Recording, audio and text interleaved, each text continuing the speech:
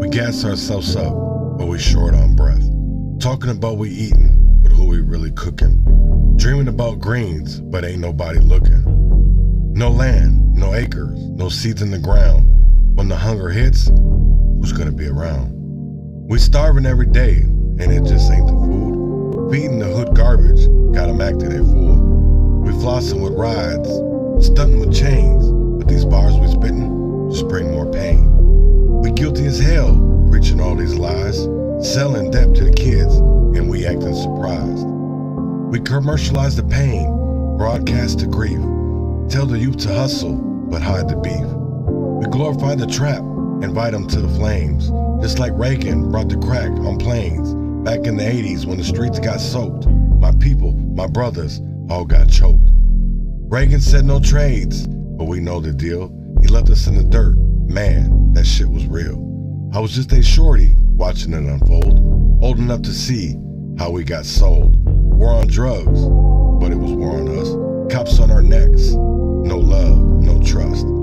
They labeled us thugs, beast on the block, made us kiss the pavement while they cleaned our clock. Prison became business thanks to Reagan's game. Free labor is the truth in America's name.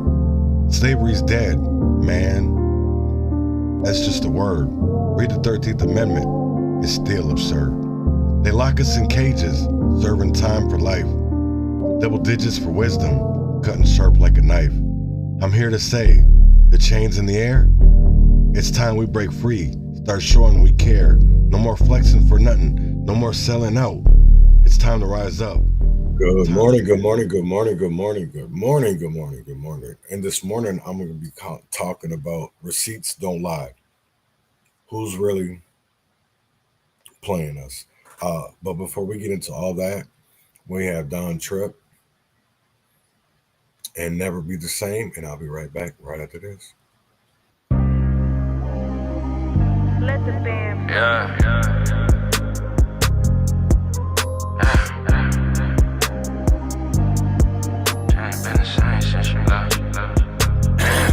Shit ain't been the same since you left. Can't explain the pain that I felt. All I trust is me, myself, and I would never change on myself. Prayers to my dog on the road. Took the cocaine on the trip. Boy, I pray it all goes smooth. Man, I hope the dogs don't sniff. Man, I hope my dog don't flip. Happen when it all go left. Watch how quick your homeboys dip. Watch them leave you all for yourself. Who you gonna call on for help? Who you gonna call on collect? Fuck around, be gone for a stretch. Watch your babies fall through the cracks. Streets don't never love a nigga back. Wonder why the fools fall in love. Homies be so caught up in the trap. Never wanna move out the hood till they come and gentrify that bitch. Now a nigga got nowhere to trust. Daddy never stepped inside the house, so he got me holding down the fort. Now I'm out here running with a torch. I can teach a motherfucking course how to get this paper on your own. Never gon' forget when I was poor. Shit ain't been the same since you left. I can't really tell you where I'm going. Wonder if my heart's still there. I can't really feel it anymore. Mama used to whip us with a belt. Mama used to whip us with a cord. Funny finding irony in that. We grew up to whip it with a fork. Thought we never make it off the porch. Turned the Honda Civic to a Porsche. Skipped on the Porsche and bought a Benz. Ain't nobody give me no award, so I had to give it to myself. Left them other niggas where they at. Had to take the mirror out the vet, so you know I'm never looking back. I'm about to run another lap, trying to stay impossible to catch. I'm a long way from the trap. Made it through the jungle, not a scratch. Shit ain't been the same since you left. Can't explain the pain that I felt. All I trust is me, myself, and I would never change on myself. Prayers to my dogs on the road. Took the cocaine on the trip. Boy, I pray it all goes smooth. Man, I hope the dogs don't sniff. Prayers to my dog on the road. Took the cocaine on the trip. Boy, I pray it all goes smooth. Man, I hope the dogs don't sniff. Damn, I hope my dog don't flip. Happen when it all go left. Watch how quick your homeboys do. Watch how quick you leave by yourself. Who you gonna call on for help? Who you gonna call on for like walk around it? That was Don Tripp. Never Be the Same. I want to play a little bit of Precarious State, but I also do know that there is ICE protests going on in Chicago, and I've been watching a little bit of it back and forth. But I just thought that it was things that people they should see. I know a lot of media is not talking about it, or maybe they are. I'm just not seeing enough of it. You literally have National Guard, Marines on the ground, federally, in Broadview, Illinois. They have a really big crowd there this morning. In which, if anybody's been following and getting notifications, about protests, and you can see that we hold these truths to be self-evident that all men are created equal. And Broadview in Illinois is getting out of hand. I'm not saying that it's, to be honest, I'll take that back. In my eyes, it's not getting out of hand. I just think they're protesting for the wrong reasons. We don't protest like this when crime and violence is happening in our neighborhoods. So why are we doing this for that? And that's one thing that I will never understand, and why I really look at people really weird nowadays, is because I never have seen them step up for a black man. But we stand up for illegal immigrants. And I just don't understand that. How can we be so bowdy? Because I will tell you right now, a lot of people, I'm not going to say that I'm ashamed to look at them, but it's like, damn, they still haven't learned. Y'all are fighting anything, not just something. Anything. And that's how I really feel. It's like when the people who are really standing up for something, that are standing up for something real, there's not a lot of people there. There's not a lot of people fighting gun violence, even though there's a lot of money going towards that. There's a lot of money in Minnesota going into a lot of places. But that doesn't mean we have to fall into that. Just because they're doing wrong, we don't have to. Why don't we stand up and know that these people, not saying that they're wrong, right? What I'm saying is that this to me is performative. It's not something that is going to make everlasting change. This is something that is performative, something that is for headlines, because no real change is coming from this. There are still people in Chicago, ICE, that are going into apartment buildings, coming down from helicopters. Yeah, see, they're getting out of hand. And I guess I know they're an hour ahead there. But this to me, you're not only going to just see this in Illinois, you're going to see this in Minnesota soon. As soon as they open up Appleton, you're going to see that. And it's not, maybe won't see it a lot, but I really do believe, because all the people that will be there filming, you will be able to see. The same thing with Alligator Alcatraz down in Florida. There's people on TikTok that are down there every day to cover something. People going in and out. So how do we not expect this to be the same way in Minnesota? I really want people to think about that. How can it be any different than what's going on? I just don't get it. But I want to play something from Precarious State. And maybe a lot of people don't know what that is. That was a documentary that came out last night. Was the premiere, and I just want to play a little bit of it, not the whole thing. And I'm going to keep this going in the background. You won't hear the sound or anything, but you will be able to see. I'll be able to see if something's going on. But I want to play this just for a little bit. It's probably like 10 minutes long. But I feel like this, to me, this was a very important part that I really feel like a lot of people don't talk about.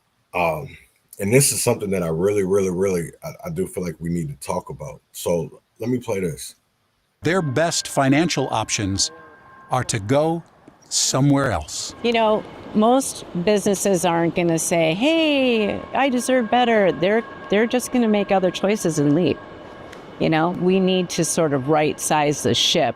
There's maybe a handful of people that are willing to invest in Minneapolis, but even fewer lenders that are willing to lend on these buildings. It used to be that we were the center of the universe for mainframe computers, then medical devices. So if you were interested in any of those things, this was it. We're not the center of the universe for anything now. If you want people to invest here, what are we missing?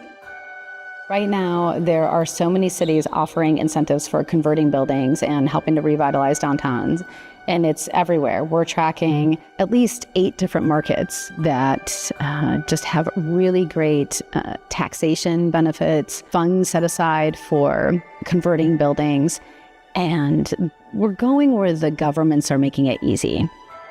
But according to Democrat Gene Pulowski, who recently retired after 38 years in the Minnesota House, you should not expect the current government to fix this problem anytime soon. This is a horrible way to govern and do this for the state of Minnesota. Pulowski wants you to know the legislative process in Minnesota is broken. And we've turned it into a bill factory. Really, it's the Wild West of bills. We have now 5,486 bills for 134 members who can only meet 120 days. It is impossible that you can even process that amount of legislation. The fundamental problem is that we have grown into a society where there literally are no limits. I mean, you just can't keep passing tax increases. There's another question businesses ask before they choose to move here, and that is, are there enough workers in the state to fill its jobs? We're seeing this really slow growing workforce across the state that just makes it really hard for an economy to grow, for employers to find workers. Susan Brower has spent her career looking at population trends right here in Minnesota. Since 2019, Minnesota's population has grown slower than 31 other states. It's just math. Just math. There's a reason why there aren't more people here. For the first time in its history, Minnesota now has more older adults than school-age children. Add to this younger people moving out, and that equals a population in decline. I think we're in a place today that is more uncertain, it's more precarious, and it demands different solutions than we've had in the past. In the next 10 years, the healthcare profession alone is expected to have nearly 200,000 job openings right here, unfilled. As Minnesota's elderly population continues to grow, who is going to take care of them? I think we absolutely have the capacity to make things better for more people, but that doesn't mean we will. And yeah, I'm worried about it. And there's another potential crisis happening in Minnesota that is not going to help the bigger picture. Imagine being able to build an app with your name on it, just by thinking about it. Meet Base 44. Hold on, because I don't think a lot of people realize what is actually going on. It's not something that has happened overnight. It happened over time. I don't really agree with the headline of this because it was more about Minneapolis and St. Paul. So I won't really call it, a documentary for Minnesota's future, because they really just talked about, honestly to me, about Minneapolis and St. Paul. So really you're just worried about the Twin Cities, which does control. I know a lot of people don't want to believe that, but that's the truth. We have more voters in that little area in the Twin Cities than we do all over Minnesota because we're so spread out. I'm not in Minneapolis and the surrounding areas. They're really tight closed. We have more apartment buildings in the inner cities and urban areas. And you have a lot more renters. You have way more public housing. That's why you're starting to see more homeless in Rochester, Duluth, St. Cloud, Owatonna, not only because as a state we have the policies to welcome people, but here's the thing of it is we don't welcome wealthy people. We make it easier if you're not, I'm not even going to say just Black. It's more of we have a larger population of people who weren't born in America. And I know they want to call it migrating, but that's not really migrating. That's not what migrating is. So to me, it's like we flipped a play on so many words, especially when it comes to our government, because it doesn't matter if it's Republicans or Democrats, right? It's all for the same system. It is all for the same system. See, they want control, and then the Democrats and the Republicans just want a smaller government. That's what's crazy is that's what this shutdown is really, really all about. And the Democrats played right into it, because I really believe with Kamala Harris and Tim Walz would have been president and vice president, we wouldn't be seeing investigations and all these things that we're seeing when it comes to people being fraudulent. The protests would definitely be different, something different right now. They would not be about immigrants. They would not be about ICE. So I just want people to know that. And so when you really look at all these numbers of people coming in, look at what wealth class they are. Look what country they were born in. Look at Rochester, Minnesota, right? The last 4 years before this year, their enrollment was always down. But this year, it was over 500. It was over, I don't even think it was over 500. I think it was like 487 or something. But check and see where most of those kids were coming from. They weren't coming from American, let's say, like Illinois or that's why, in my eyes, it was so much easier for this 22-year-old man to play a 17-year-old in White Bear Lake. And I'm sure he did it from what I'm understanding, White Bear Lake wasn't the only place he had ever done this at. And in my eyes, it's like, why aren't we catching this type of shit? Because it's always been that way. We've always let it to be their birth dates. We're on January 1st. You look at a lot of these people's birth certificates, right? And I'm not saying nothing against it, but they didn't have those type of records. They didn't keep birth records. A lot of these areas were war-stricken, and they didn't have birthing records. They barely even had operating hospitals. So how can we expect? And that's why I'm going to say this again. A lot of people will say that this land is stolen.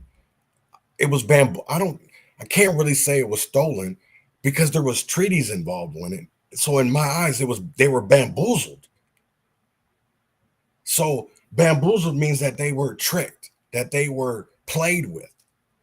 Not that they went by any of those treaties, because if we did go by those treaties, look at Red Wing, Minnesota, and look at that hill when you come into Red Wing. They have a treaty that goes back before any of us were even born, or even before our parents even thought about our stinking asses. This was something that went back into the 1800s. This was something signed that when it doesn't matter. I don't care if it was the mayor, Wilson. It doesn't matter if it's Gary Ioka. It doesn't matter if it's any of the city council members. This was something that was before any of us were ever born. So now we're seeing, especially I did when I was researching and going through history, I was like, wait, why were they sitting here having this big old discussion and people were going to pay people's fines and all that, even though they knew they were doing something wrong. It was that the city didn't hold them accountable. They weren't holding them accountable. So when people continually to do it, everybody thought it was right. So they were like, oh, that's right. That's wrong. You can't be doing that. You can't get away from those people. But there was a treaty signed years before Red Wing ever had a mayor, before it ever had a city council. They had treaties. Something that we have never abided by, even when it came to 40 acres and a mule, even when it came to reparations. There has been no reparative done at all. Let me take that back, because saying at all is kind of an exaggeration a little bit. But I feel like we haven't really, since Jim Crow, I can't say that we're any better. Because even if you look at the data, all through the years, yes, we were called niggers, we were lynched, but yet our families stayed together. We have more Black home ownership, more Black communities. And yes, a long history. White people have stole it. They have covered it with water, Lake Lanier. Or we've had civil wars. Or there's been all kind of wars with Native Americans for things that we couldn't even understand that, to be honest, were done before we ever got here. So wouldn't the safe thing to be able to do is to look at our Constitution, look at like states' constitutions, right? And then even looking at a lot of it has to do with constitutions, city charters. If we could change a lot of that, I think a lot of shit wouldn't be this way. But I'm going to be honest, because I know I had a discussion this morning with Juladora and Big Atrarius, and it was about, and there were some other people as well. We were talking about corruption. But see, and they were saying that, you can't really call it corruption because that's the way that the system was designed to be.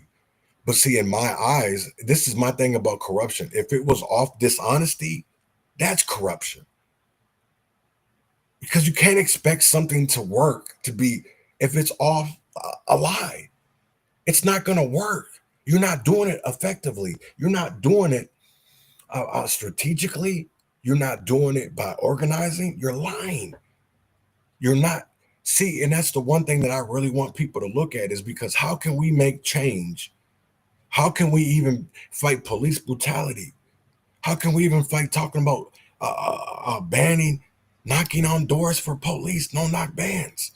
But it's with exceptions. If people slow down a little bit and read all the paperwork, because that's one thing that I got from Gene from this, documentary last night, was that how can a legislator read all of those pages of those omnibus bills? How can you, with that much time, how can you honestly, line by line, go through all of that? How come? And I can guarantee it, a lot of omnibus bills were not read through completely, and they probably still aren't. There's probably bits and pieces, because I've seen it. I've seen it when it came to 2040 plans. I've seen it when it came to, even now, they're still in court with some of the omnibus bill from, to be honest, in my eyes, I feel like that was the worst 2 years, because there was so much money that should have been going to help people, that should have been going back to making sure that a community that they went up to the state capitol and fought for. But see, they were dishonest when they went up there and was talking to state legislators. So how is that not corruption?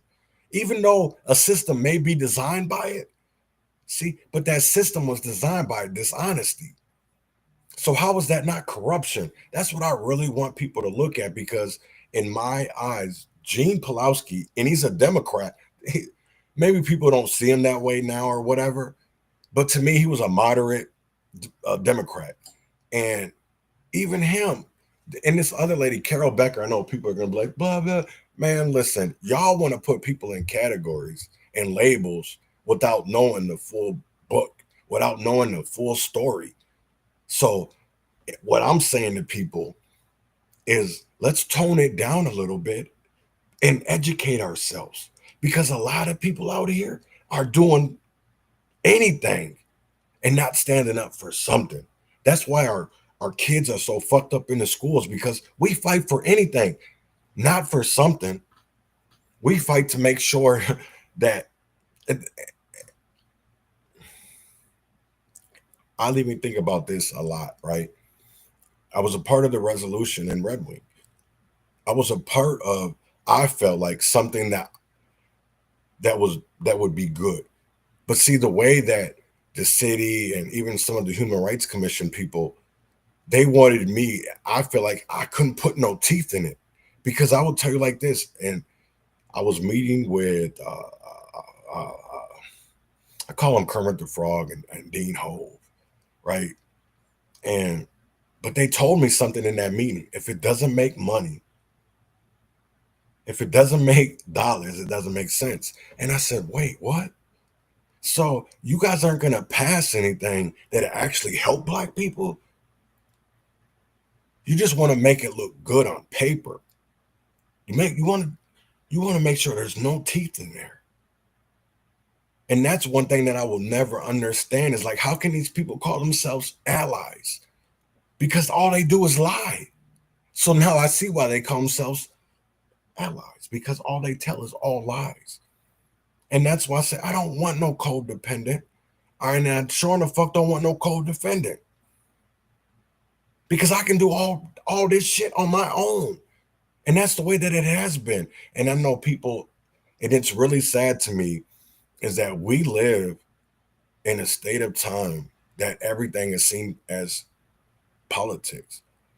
Doesn't matter if you're an independent, because the minute you say something, they either think that, oh, that's a Democrat saying that, somebody on the left. Or if you're against it, they'll call you a homophobic, they'll call you transphobic, they'll call you Islamic phobic, whatever that shit is, right? But when it's just the truth, it's not that you're hating on anybody. It's that, why are we making laws and adding amendments? I don't understand that, because we're so past fucked up. And that's why I think we have to start over from that foundation.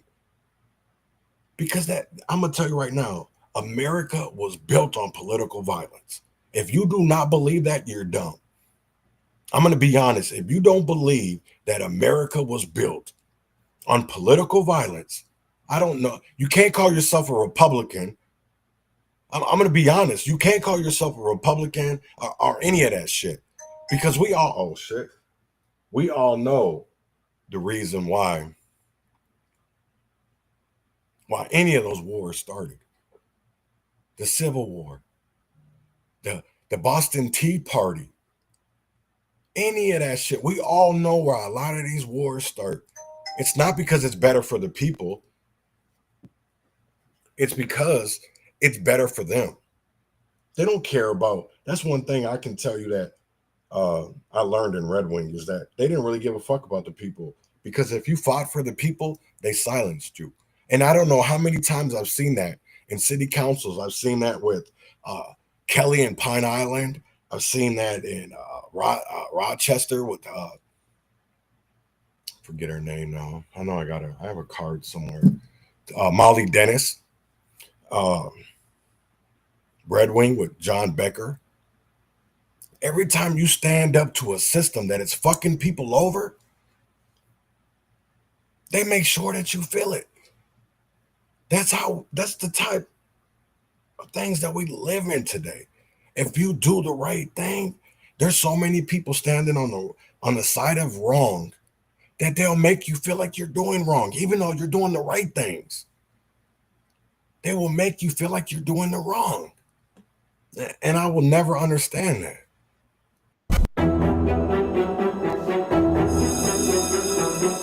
Before the first bell rings, before fingers tap the iPads, some kids are already behind. I'm Nina Bupasaban. Minnesota schools were once a source of pride, respected nationwide for performance. Now, more than half of our students can't read or do math at grade level. Billions are being spent, laws are being passed, but inside Minnesota classrooms, something still isn't working. We went looking for answers. The agenda that is being pushed into schools is something that we don't agree with. Mike and Michelle Syme grew up going to public schools. They never imagined they'd pull their 4 children out. We had to leave. I can't sit here and wait for them to go on and on about this or that indoctrination when we're so fantastically underperforming. The past 2 years have been a low point for Minnesota's academic performance, with students failing the basics in reading, math, and science. Scores that once made us a national model are now a warning sign. Mississippi and Louisiana, two states long criticized for poor educational outcomes, now outperform Minnesota in reading. 13 years ago, we would have laughed if we had ever thought that we would be like Louisiana and Mississippi when it comes to education. Peter Hutchinson is a former superintendent of Minneapolis Public Schools. He says while the pandemic did cause real learning issues, other states have been able to bounce back, but not Minnesota. Being able to read is like a minimum requirement for survival. And that really goes back to choices that were made a long time ago about how to teach reading. For years, Minnesota classrooms used the whole language approach, teaching kids to memorize entire words rather than sound them out. When they saw a word they hadn't memorized, they were told to guess, using clues like the pictures. Minnesota schools are now switching to a phonics-based method, backed by decades of research. It's required under the state's READ Act. But 2 years out, reading scores still haven't improved. So were you surprised by the latest test scores? They're really an indication of our system. So this one is cool. You basically connect your Shopify account and it's able to pull in your product. Of our system. Of our system. That's what I want people to sit here and to contemplate about, right? To sit here and have conversations, to think, right? Our system. So if it's done dishonestly, how can we not expect these fucked up ass results that we're getting? If it comes from dishonesty, how can we not expect there to be corruption and all kind of fuck ups along the way? Because that's what it is. Once we started to make sure that a person could pass instead of educating them to make sure they pass, not writing laws, not writing different educational plans to make sure that the kid learns. I won't even say not that the kid learns, just to pass them. And a lot of teachers do that nowadays. You know, and I will say this, that a lot of teachers do feel like they want to do the right thing. But what I can tell you is that what I'm seeing, it's not like that. It's not like that at all. Our students. Education Minnesota President Monica Byron points to a different problem that she says skews the results. Many of our students are not taking that test. Many of our families recognize that their students and our schools are being penalized because of this test. But according to the Minnesota Department of Education, 95.6% of all students took the reading test. And they add that absent students do not impact the scores. But Minnesota students are not just struggling with reading. Teachers say they just don't have enough time to adequately teach the basics anymore. Minnesota began mandating something called social emotional learning, or SEL, 10 years ago. Teachers tell us SEL and other non-academic requirements can sometimes cut science, math, and history to as little as 3 hours a day. Reading, math, science, on top of now a social emotional curriculum, it can be very challenging to get that in. SEL teaches the kinds of things parents might commonly teach, such as how to deal with bullying.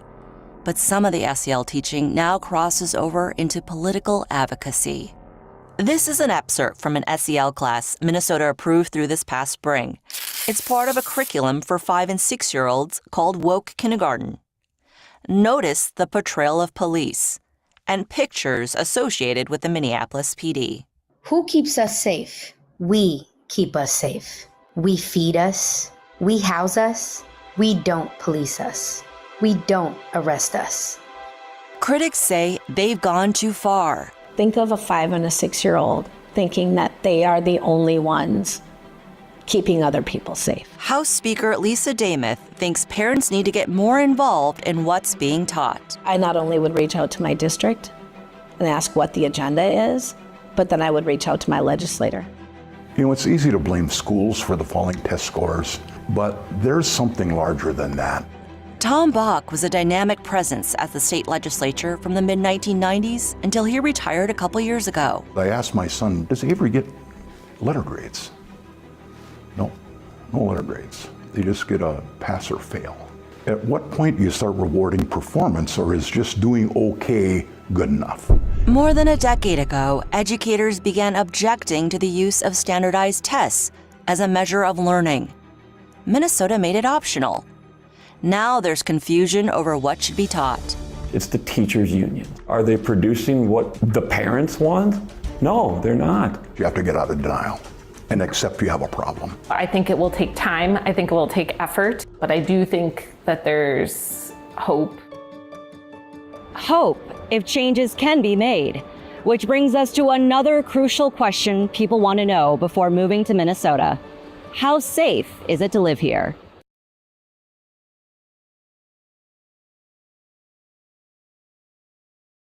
They were starting to get iffy on the documentary at this point. I'm not saying that it was all lies, and I think from that, you can't just say it's Republican either, because they had both sides on there and they had independents.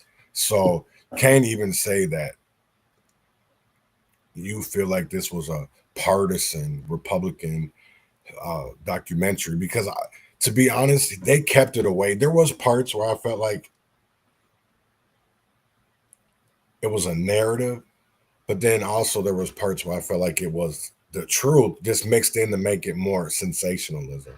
And I think that's what we go through now. This is from 7 years ago, but to me, this is where a lot of shit was starting to go weary. And instead of people getting up and doing something, they looked the other way.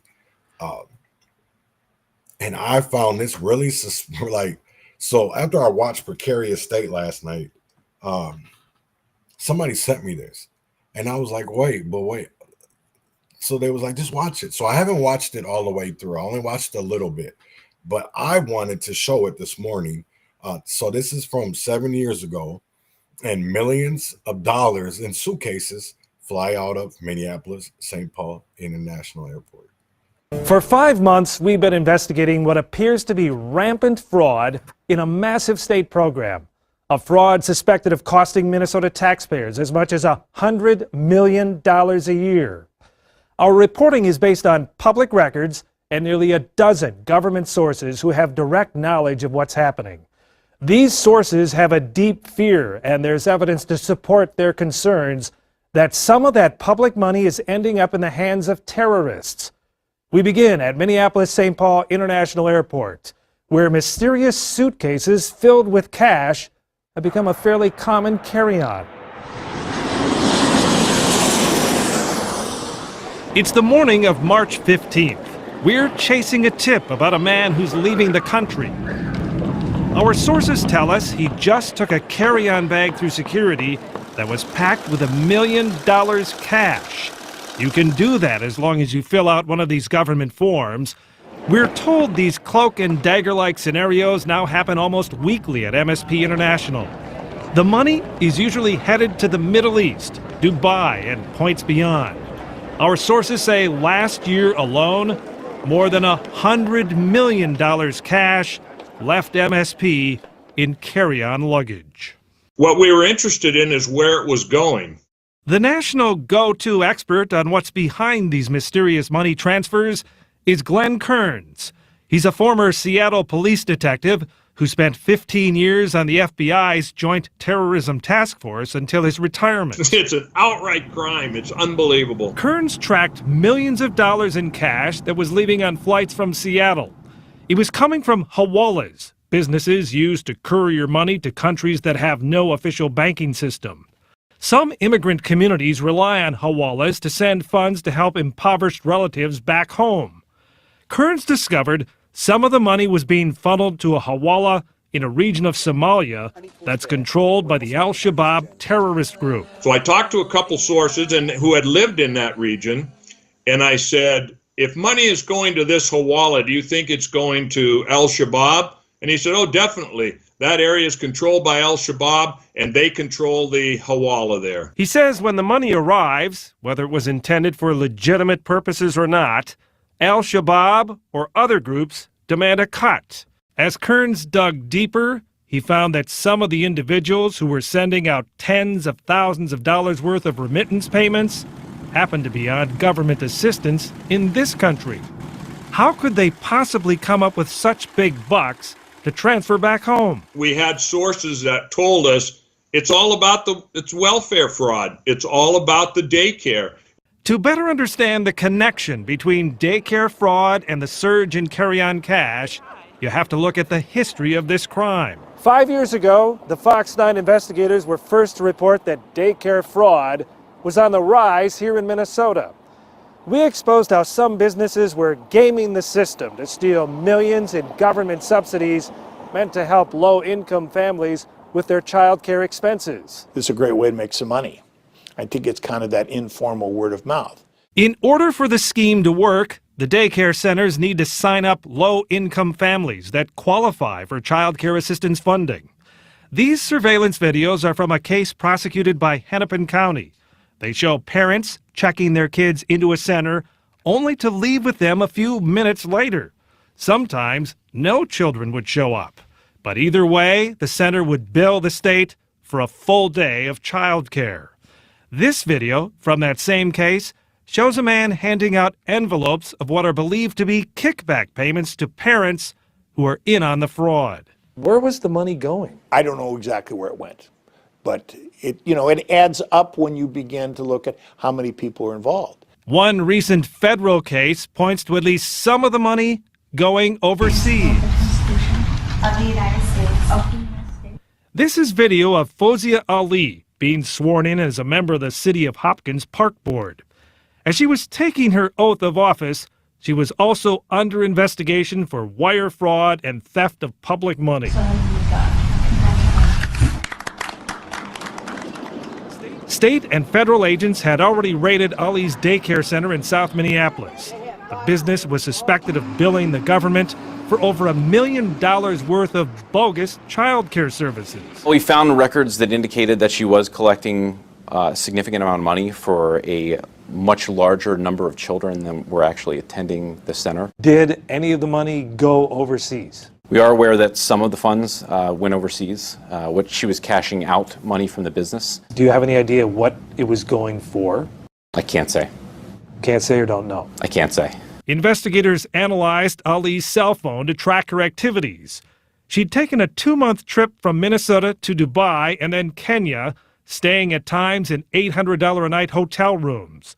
She used an app on her phone to bill the state of Minnesota for child care services while she was out of the country. Ali pled guilty to the daycare fraud and this March started serving time in a federal prison. She declined our request for an interview. We believe that there's a scope of fraud out there that we need to really get our arms around and ensure that those dollars are going to the kids that really need them. The acting commissioner for the Department of Human Services told us his agency has 10 daycares currently under active investigation for fraud. We've learned dozens more are considered suspicious.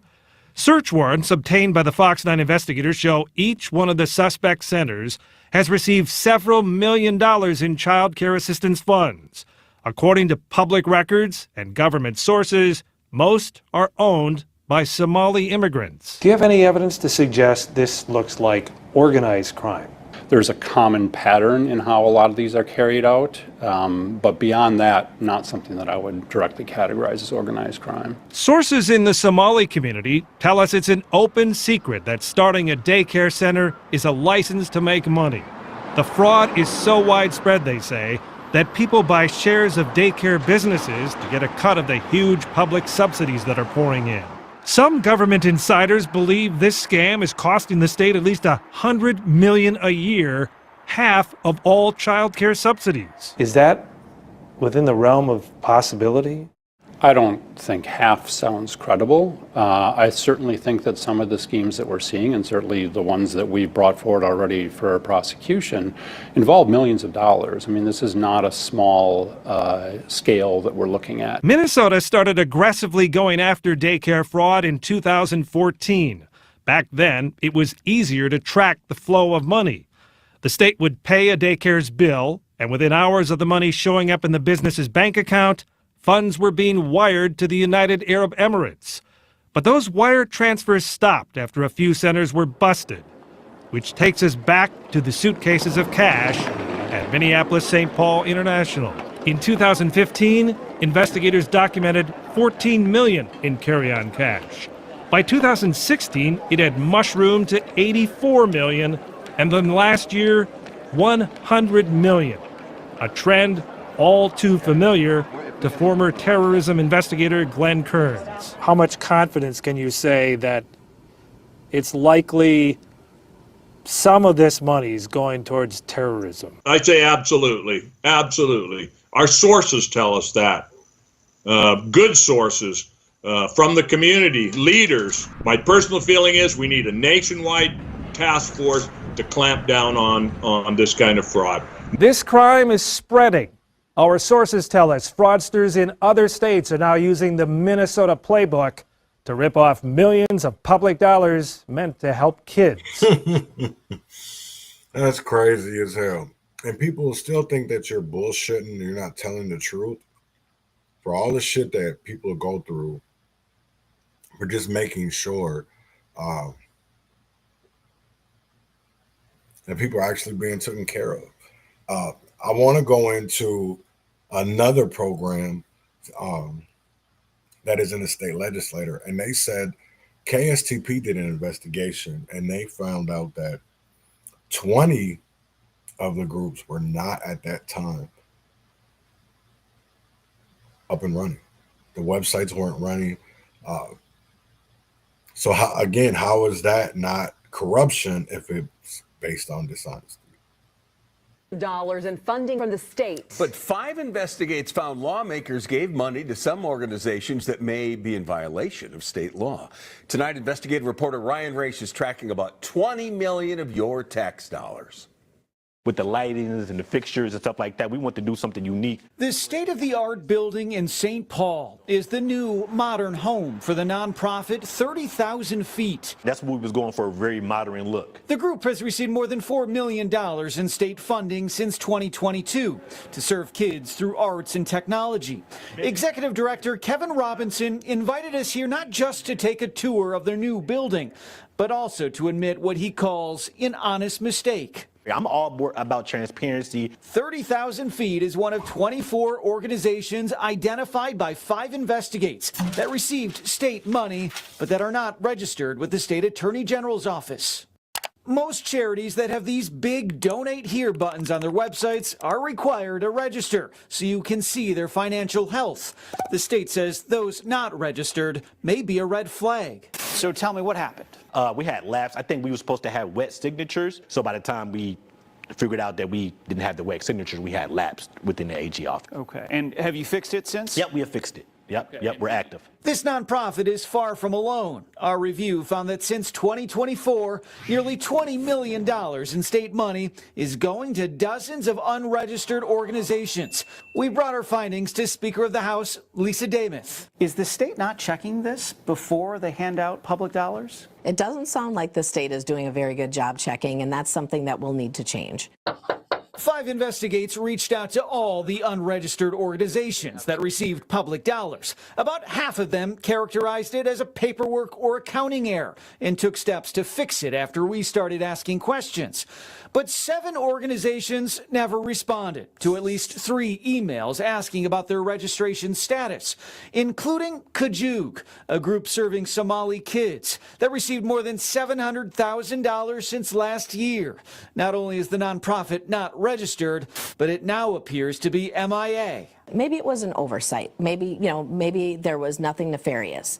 In the state of Minnesota, with the level of fraud that we have in this state, it brings into question, why aren't we doing a better job on the state side within our own agencies and departments? In fact, we found there is no law that requires lawmakers or state agencies to verify first that a nonprofit is registered with the AG's office. That includes the Department of Employment and Economic Development. DEED, which administers many state grants, refused multiple invitations to sit down on camera. A spokesperson told me they always review financial documents, do a risk assessment, and ensure groups are in good standing with the Secretary of State. But the agency did not answer whether it checks with the AG's office, telling me, quote, "We are always interested in additional ways to ensure integrity in our programs." We want to make sure that those that are receiving taxpayer dollars are actually in good standing with our state government before they get a dollar. And 30,000 feet is now active and in good standing. I think the scrutiny is legitimate when you have that much money. Along with DEED, Senate President Bobby Joe Champion also turned down multiple interview requests. Here's what Champion said in a statement, quote, "We strictly adhere to state statute and have confidence that the administration is a good steward of those dollars," adding that, quote, "grants are paid on a reimbursement basis only after the work has been completed." As your reporting has found, the vast majority of recipients are registered. Champion went on to encourage all of those organizations that are not registered to do so. All right, well, Ryan, you said the state calls it a red flag. Are there consequences if organizations don't register with the state? Yeah, so the AG's office first tries to voluntarily get compliance with the law, but it does have the authority to take organizations to court if need be. So that is an option. Okay, well, thank you. And I think there's a lot of people that need to have investigations into what they're doing, because they think that it's right just because, and I'm going to say it again, there's a part of Minneapolis that thinks this is okay because our laws don't all the way fix it. Does that mean that it's right? No, it doesn't. Does it mean that somebody should actually try to change the system, but not so they can keep on causing fraud, they can keep on wasting taxpayer money while people are still out here homeless? See, that's the whole thing for me. How is that not corruption? Because a lot of it is based on dishonesty. So how is that not corruption? I know we don't have a lot of laws that fight it or try to and conserve it. I don't know if I said it right. We just push it under the rug and keep on going. Why don't we ever want to talk about the things that are happening in our communities? That's the one thing that I will never understand. It seems like so many people are afraid to speak, and I don't get that. A lot of people will say people are lying instead of just, yeah, I think we've all gone through that though. I think we've all, it doesn't matter if you're a white person, because they'll bring that up. If you have felons, even though they're fighting for felons, they'll still down you. Even like the thing with Tom Mosley right now. It's like, I don't even understand this shit. And it's like they always stand up for anything. So when you have somebody that was snorting cocaine but still yet had a gun, they stand up for anything. Anything. And that's where I still can't understand it. And even when it comes down to the sexual behaviors of some individuals in the movement, it was never about facing accountability, responsibility, because I don't know how many women in our movement have either been touched by a leader activist, have been sexually abused. Maybe it was consensual, but they didn't consent to videos being taken. They didn't consent to changing in the bathrooms.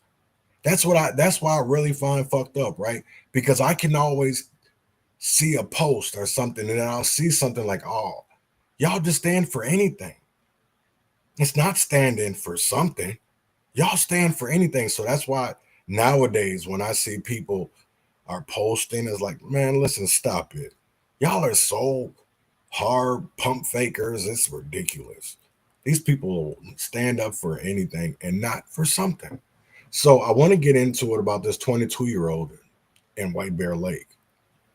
Out just how a 22-year-old man was able to fraudulently enroll at White Bear Lake High School. Thanks for joining us at 5. I'm Leah McLean. I'm Paul Folger. That man faced a judge this afternoon on unrelated charges, but we have team coverage. Lindsey Brown digging into what goes into enrolling someone in a Minnesota high school. Let's start, though, with Eric Chaloux and the latest on the investigation and this new update from the school district. Eric? Yeah, Lee and Paul, this new information coming in this afternoon from the White Bear Lake School District. They say that Kelvin M. Lupke enrolled under a false identity and attended class here for 19 days and also was on the football team going to 3 practices. The district says, though, he claimed to be a homeless, unaccompanied youth. The White Bear Lake police chief also saying their investigation continues to see if there are any possible criminal violations. I'm going to read to you the chief saying, looking to see a possible fraud, forgery, and unlawful conduct involving minors. Kelvin M. Lupke, listed in court records as 22 years old, faced a Washington County judge Thursday on a probation violation from a 2023 indecent exposure case. The White Bear Lake School District confirms Lupke is the focus of a White Bear Lake police investigation involving a man who attended the high school as a student.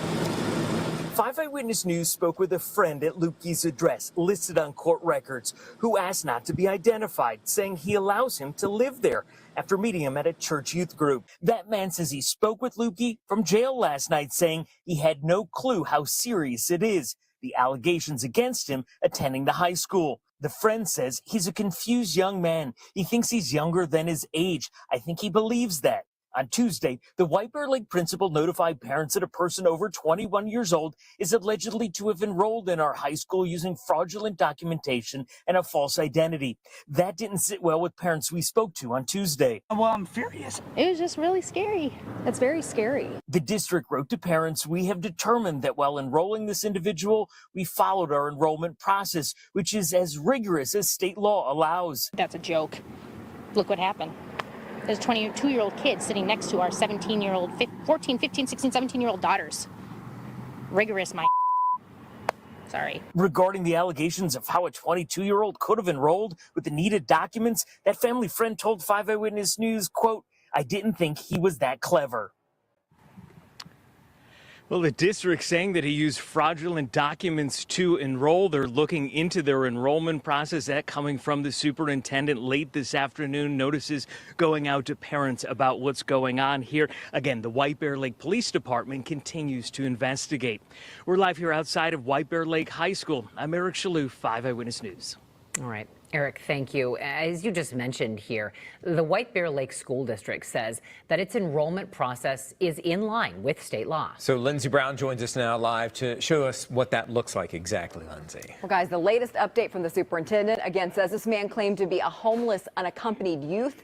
The superintendent says the law requires immediate enrollment of eligible students, which he claimed to be even if they can't provide standard documents such as academic records, immunizations, or proof of residency because they claim to be homeless. Now, here's how the standard student enrollment works in White Bear Lake. Parents can start by entering information like name, address, and phone number on the new student enrollment page online, or they can fill out a paper enrollment form that looks like this one. This is for grades 9 through 12. Either way, parents ultimately have to prove the student's age, address, and immunization history.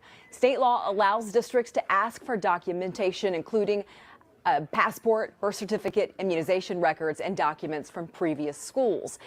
The superintendent says there was no reason to believe the documents the man gave them were fraudulent, adding the birth certificate he submitted from another country had watermarking and official stamps or seals. Right now, we're working to learn what history there is in Minnesota with high school enrollment using falsified documents like the ones we're hearing about. Live in the newsroom.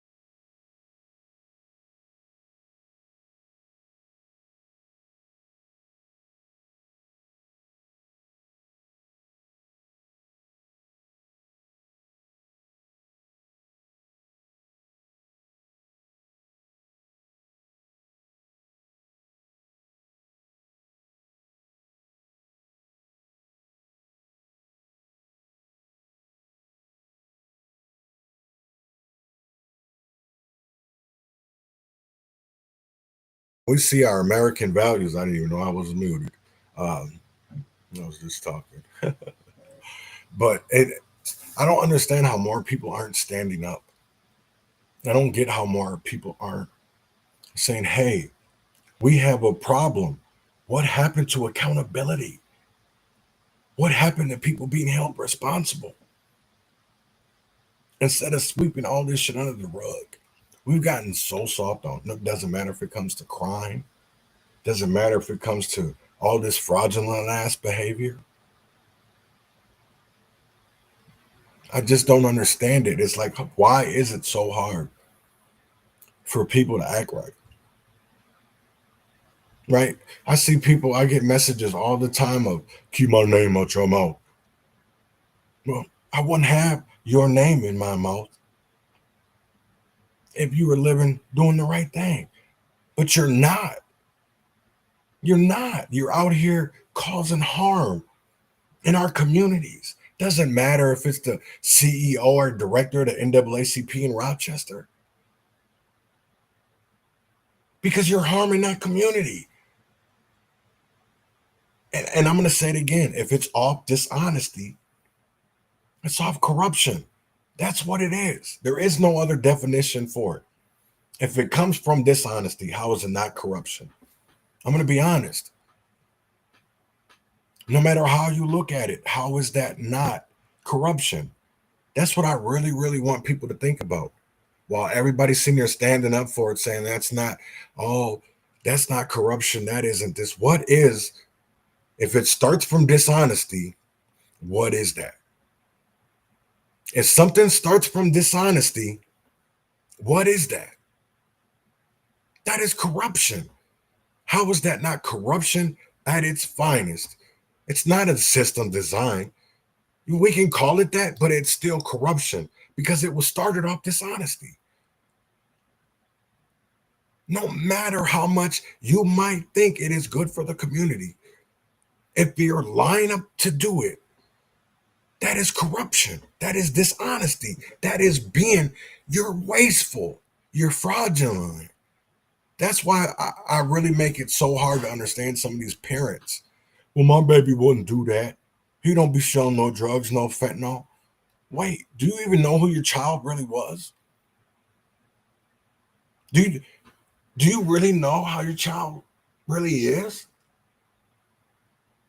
Or because you're getting paid to shut the fuck up, you think it's all good? That's why I never understand this. We had Black leaders working with the Rochester Police Department and Olmsted County sheriffs, but yet still we were having officers and sheriffs that were not only sexually abusing people, but physically abusing them. And there was a lot of silence. It didn't matter if it came from that Black leader or that mayor, because they never gave us the facts. It was always a narrative, even still to this day. We have more narratives so that people can be okay than we have truths. Let's be honest. Let's be honest. And that's why I really can't stand a lot of people.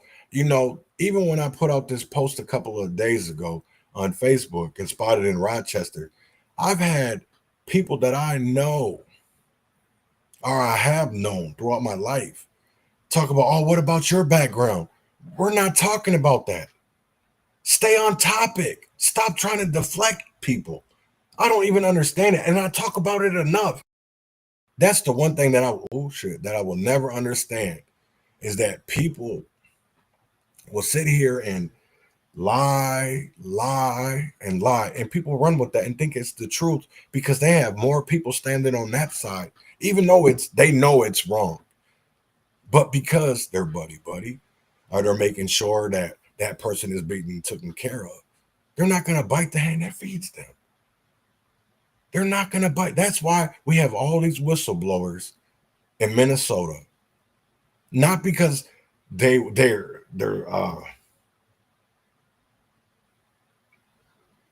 because they want protections. And we don't have that right now. You go to the wrong person right now in Minnesota, doesn't matter if it's Republican or Democrat. It's not going to happen. That's the same thing when it came with this fraud. Motherfucker Ben topped this shit off. been topped it off.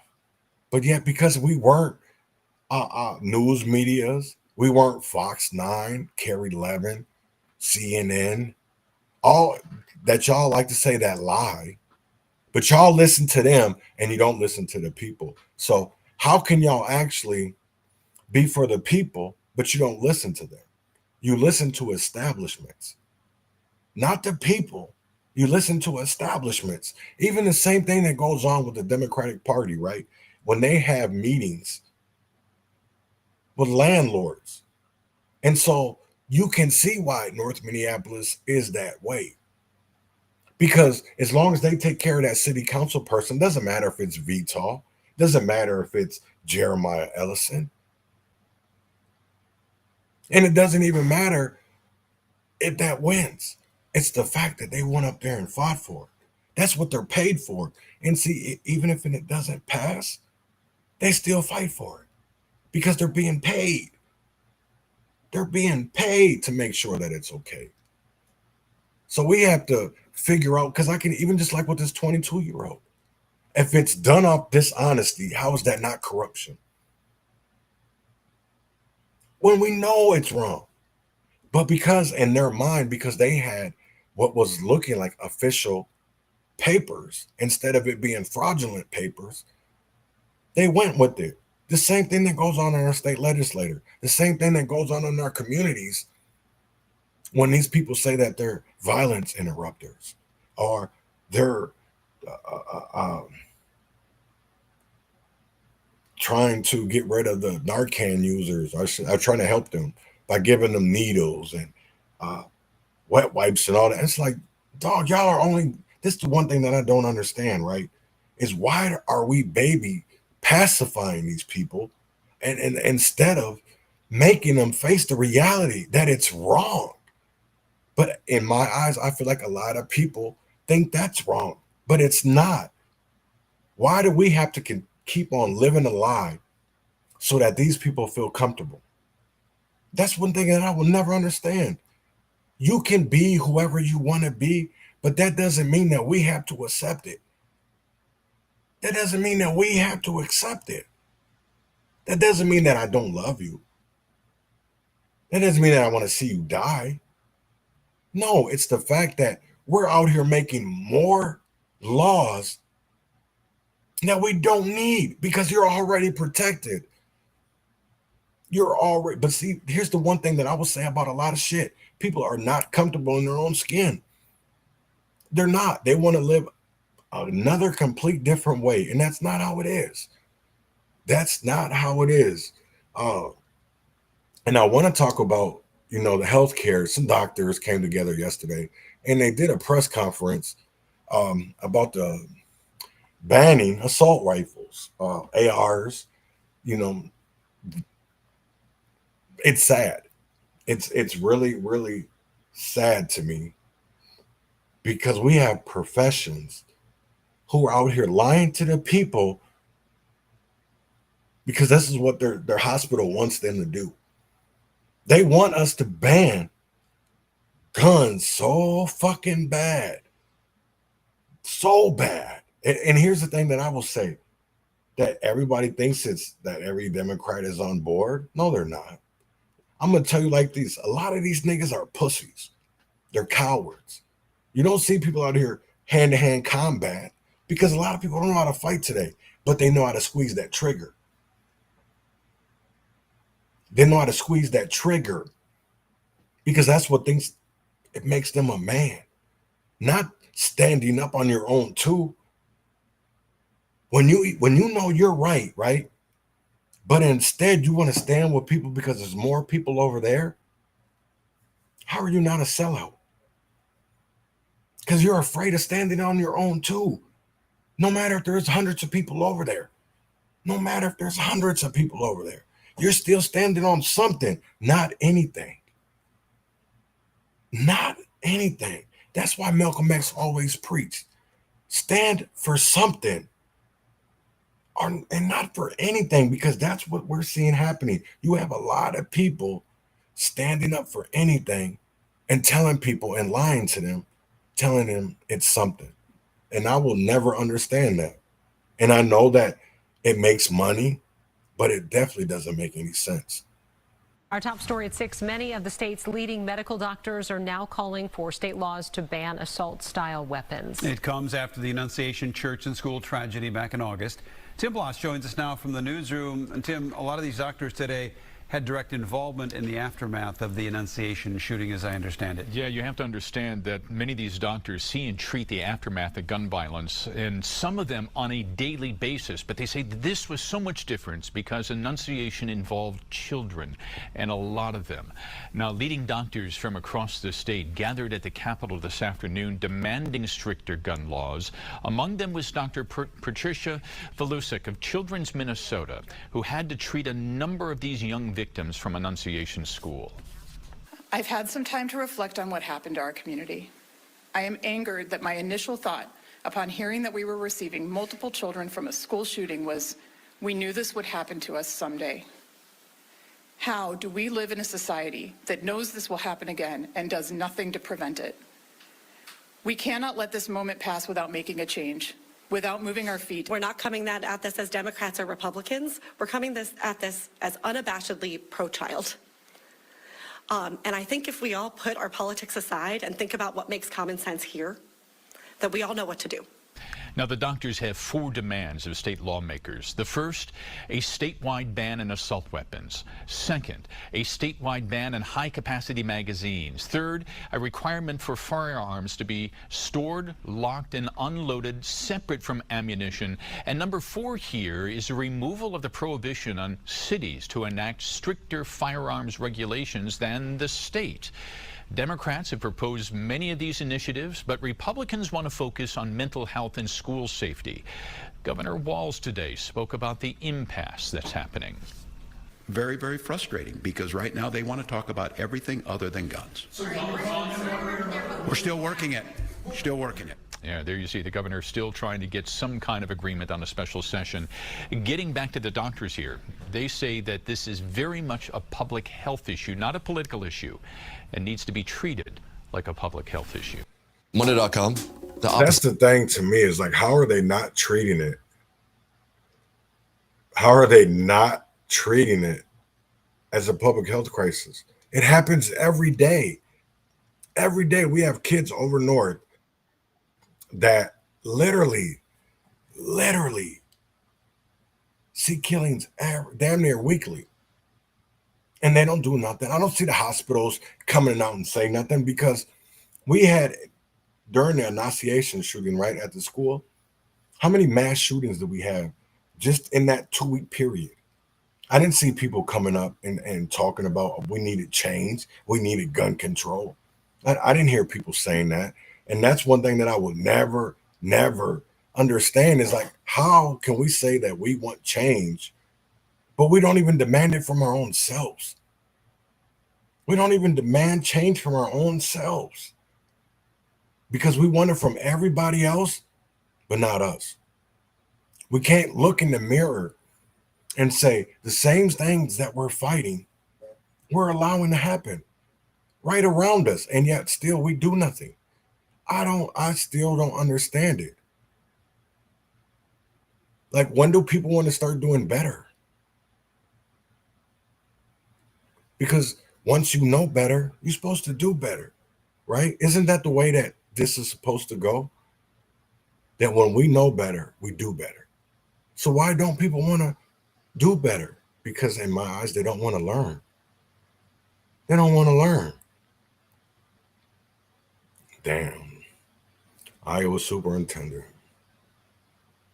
That's the one thing that I just will never have. I never will. Oh, here's a good guy.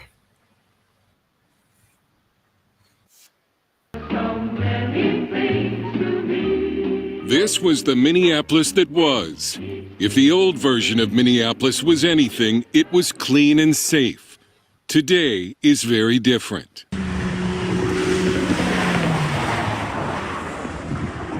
Lifelong residents of Minneapolis will tell you there was a time they could walk these streets without a care.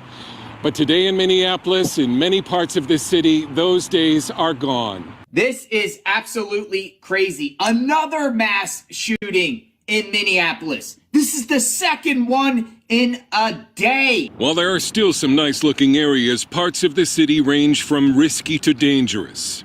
There are homeless encampments. Addicts roaming the sidewalks get free needles from the city. The police department reportedly is down from some 900 officers to 550. I can't wait. Residents tell us 911 calls often go unanswered. Some have given up reporting crimes. Police communications are now encrypted so citizens can no longer track crimes in their neighborhoods. The Minneapolis Police Crime Dashboard indicates that crimes are going down. Minnesota State Representative Walter Hudson doesn't buy it. Crime hasn't gone down.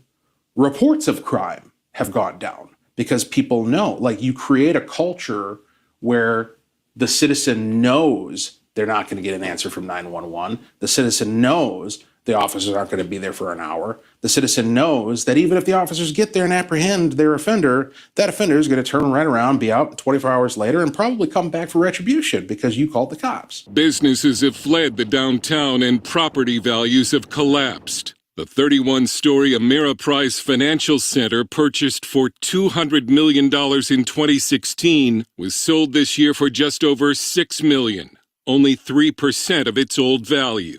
Minneapolis attorney Chris Maddle is one of those leaving the city after years of taking these photos of crimes being committed outside his office window. Someone was killed near his office front door in August. I have always loved downtown Minneapolis, but I'm up at night worried about my employees when I'm hearing them getting accosted on their way to work. There have been times on Monday and Tuesday mornings around 9-10 a.m. where we hear gunshots. None of it's reported. Property owner Jeff Swedall left Minneapolis for Utah after losing millions from crime and falling property values after the 2020 riots. Tenants would call the police. They get no response. So the police wouldn't come out. There was more and more crime. I had to park my car on the street, and it was broken into 5 times in a year. 5 times in a year. One car. We had windows smashed in and all the time. So I'm not going back anytime soon. Car vandals strike again. There were more than 500 car break-ins from July to August this year. Minneapolis police admitted they spotted some of the suspects but did not pursue them because of department policy. We've interviewed many people who call 911 in Minneapolis. They'll be placed on hold. Some people have told me sometimes they'll have to call back several times. Liz Collin, a local news reporter in Minneapolis for 15 years, is now the senior reporter at Alpha News and the producer of the documentary The Fall of Minneapolis. It's impossible to ignore the role that politics have played in the decisions in Minneapolis. Policies have changed dramatically in the wake of George Floyd. They're not chasing suspects, and you have these soft on crime policies that are being pushed by the Hennepin County Attorney, Mary Moriarty, who seems to side with criminals rather than victims. In a state where an axe murderer who killed his entire family was released from prison on parole this year, Minneapolis continues to move toward decriminalization and less policing. We're going to let the thugs roll over you, and we're not going to do anything about it. County Attorney Mary Moriarty now says she'll no longer prosecute most felony cases arising from traffic stops because she says they target minorities. The head of the Minnesota Police and Peace Officers Association responded, "The city of Minneapolis is under siege with violent crime. Her new policy is a gift to criminals and puts every family in greater danger." Maddle says city policies have pushed businesses like his out of Minneapolis. At bottom, number one, is a failure to actually support law enforcement. Second, the Minneapolis City Council has taken a view that practically every law enforcement stop has some sort of race-based reason for it, which is absurd. Third, the taxes that are happening in Minnesota are so outrageous that business is leaving. The city of Minneapolis and the Minneapolis Police Department did not respond to our request for comment. In August, Mayor Jacob Fry did post on X that Minneapolis is back. We are leading the country in affordable housing. Crime is down across Minneapolis. Our police department is being rebuilt with more diverse officers than ever. And downtown is making a strong recovery with a population growing over 60,000. After the mayor's post, the city reportedly saw in 1 month 55 gunshot victims and double the homicides from the same period last year. The city government sounds hopeful about the future of Minneapolis. However, most of the residents and former residents we talked to did not. Dale Hurd, CBN News, Minneapolis. That's crazy. If you're between 45 and 60. Now, I know people are going to say, oh, this is that was a right wing or that was. Listen, man, why does everything come down to politics? Yes, sometimes it is true, but that doesn't mean that they did it because of. No, let me take that back. They do it because of that. But it's still wild to me. Like, why don't people see through the bullshit? Why don't they see that they're being used? Doesn't matter if you're white, doesn't matter if you're black. You're being used by the government. That's one thing that I can say about what I learned from Malcolm X. Is that the government is never going to fund your freedom. Let me say that again. The government is never going to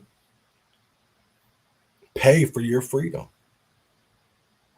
Even though that, I want people to know, unless you're a nonprofit, you're a church, the state is taking care of them. The state isn't taking care of you. They're being dishonest to the system to screw us over, taxpayers. But yet we're supposed to be the wrong ones. How are they not wrong? Because they've been dishonest from the get-go.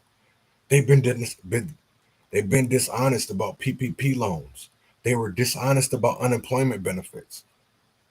You had people in Minnesota getting unemployment from California because we didn't have a lot of oversight because it was during COVID and people were supposed to be doing the right thing, weren't. That's what I will never understand. I will never understand, man. Never. But it's Friday. Thank God it's Friday. I hope everybody has enjoyed this last weekend. It's supposed to be the last couple days of warmth. Next week, we're going straight into hoodie weather. So everybody rejoice. Have a great weekend. Enjoy it. I'm going to get up out of here. But before I leave, I want to send you off with DJ Paul and Lil White. Every city got gangsters. You know how niggas always be like, man, don't fuck with me, I'm from so-and-so, so-and-so.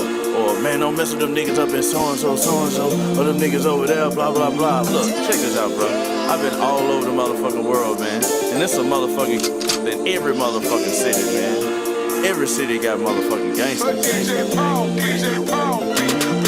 Shit that I've been through in these streets, these niggas can't handle it. Watch your back and keep a scrap, these bitches is scandalous. Who gon' die today? I survey just like an analyst. Tap me a white hole, tap me a black hole, I'm a piano with. Shoot 'em up, pay for the damages. Savages. I am the one that's fucking up marriages. I get the grill like asparagus. Walk in the room and they stare at us. There's no fucking comparing us, nigga beware of us. My city got plenty killers, got plenty robbers. It ain't about who the hardest, who's the smartest. Guess regardless, I can retard it, don't get me started. I know some real niggas in every market. East, west, north, south, what is your city about? Is you running the streets or running your mouth? Moving them in and moving them out, it's never a drought. You know what I'm talking about. Every city got east, west, north, south, what is your city about? Is you running the streets or running your mouth? Moving them in and moving them out, it's never a drought. You know what I'm talking about. Every city got trapping with the goons and goblins on the block, riding through my city, my hand on my Glock. Never gave a fuck about no crooked cops. Niggas out here playing, so I took your spot. Snort a brick of blow, shoot up the parking lot. I'm gon' get away even if it's dark or not. Triple fucking six, yeah, this that mystic shit. I can't catch up with you, then your bitch get hit. Body after body, no, I just can't quit.